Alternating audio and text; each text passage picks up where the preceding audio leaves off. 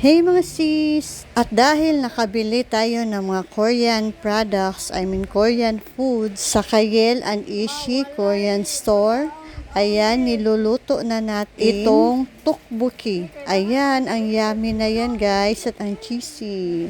Pinagsabay ko na lang yung sa Korean noodles. Ayan, yung binili namin sa 7-Eleven. Ayan guys, napakasarap. Magmumukbang po tayo dito guys sa bahay. Ayan, lalagyan na natin po ng itlog. 2 itlog po yung nilagay natin. Ngayon guys, isi-share ko sa inyo kung paano lutuin ang tteokbokki. Ayan guys, first thing guys, ilagay mo lahat yung tteokbokki sa kawali mo guys. Ayan, ayan, nadala pa yung isa na hindi kasali.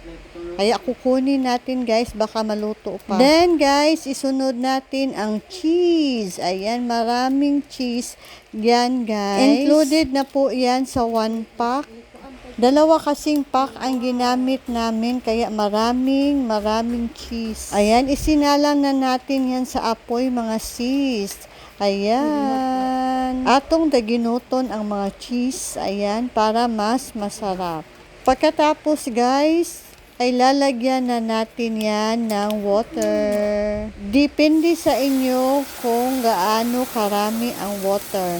Ayan, tamang-tama lang yung water na ilalagay natin to soften the rice cake. Ayan, minimix na natin po. So, sa tingin ko pa lang guys, ang yummy na talaga nito. Napaka-cheesy. At nilagyan ko ng another tubig kay para maglata pa man siya guys. Ayan. And then, mix-mix na natin para ma-distribute yung mga cheese. Let it boil mga sis. Ayan, pabukalon sa anak nato. Yung mga kids, ako ang mga katabang diri guys. Kay kami rapod mga on-og dinner. Na late jukog adto anig pharmacy kay kani nagmukbang pami diri og nagniluto ay. Pwede kaayo sisi kung mag-order lang kaani sa Korean. Pero gusto ang lola mo na magluto. Kay lami gyud ang kitay magluto. Charot.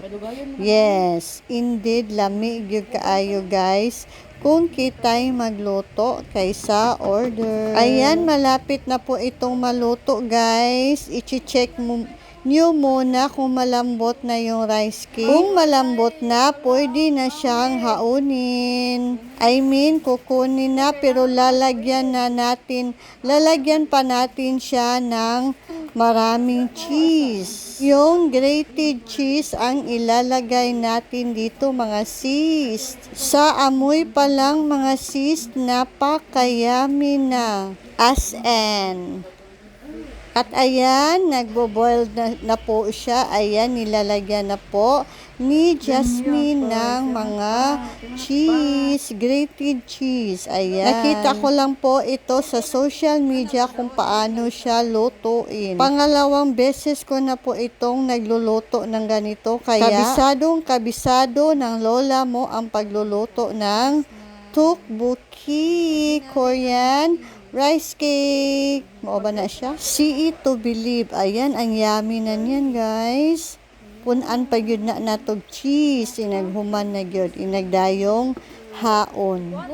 Ayan, naara ni sila yung mga baligya on ani guys sa Korean store. Kayo ni sa akong mga junakins. Kinsa may dili mafab ani nga kayami ani basta Korean. O diba kamo guys, unsa ang inyong favorite sa Korean products?